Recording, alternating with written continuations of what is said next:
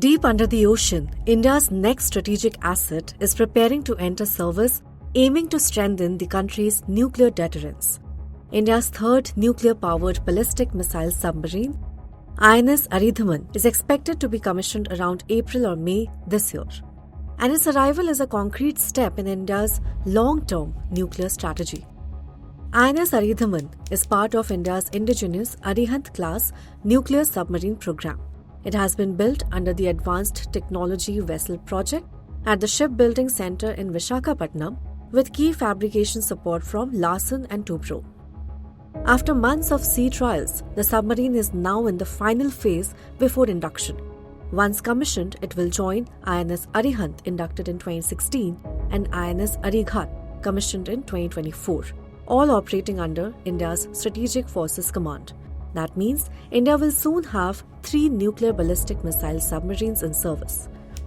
Unlike conventional submarines, an SSBN or nuclear-powered ballistic missile submarine is not designed for combat patrols. Primarily, its job is deterrence. These submarines move slowly, quietly, and remain hidden deep underwater for months. Powered by nuclear reactors, they do not need to surface frequently, making detection extremely difficult. Their locations remain virtually undetectable until they launch their missiles. INS Aridhaman will carry 2 types of submarine-launched ballistic missiles. The K-15 Sagarika, with a range of about 750 kilometers, and the longer-range K-4 missile, capable of striking targets over 3,000 to 3,500 kilometers away. Reports suggest the submarine can carry up to 24 K-15 missiles or a combination including K-4 missiles. This allows India to hold distant targets at risk while remaining far from hostile shores. Now, India already has nuclear delivery systems on land and in the air.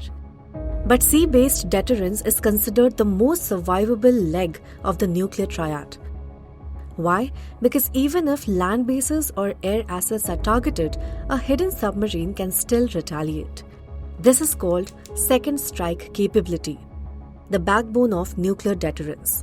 With INS Aridhaman, India moves closer to achieving continuous at-sea deterrence where at least one nuclear submarine remains on patrol at all times. Only a handful of nations, the United States, Russia, the United Kingdom, France, and China, currently operate such platforms. Follow Business Standard for more stories.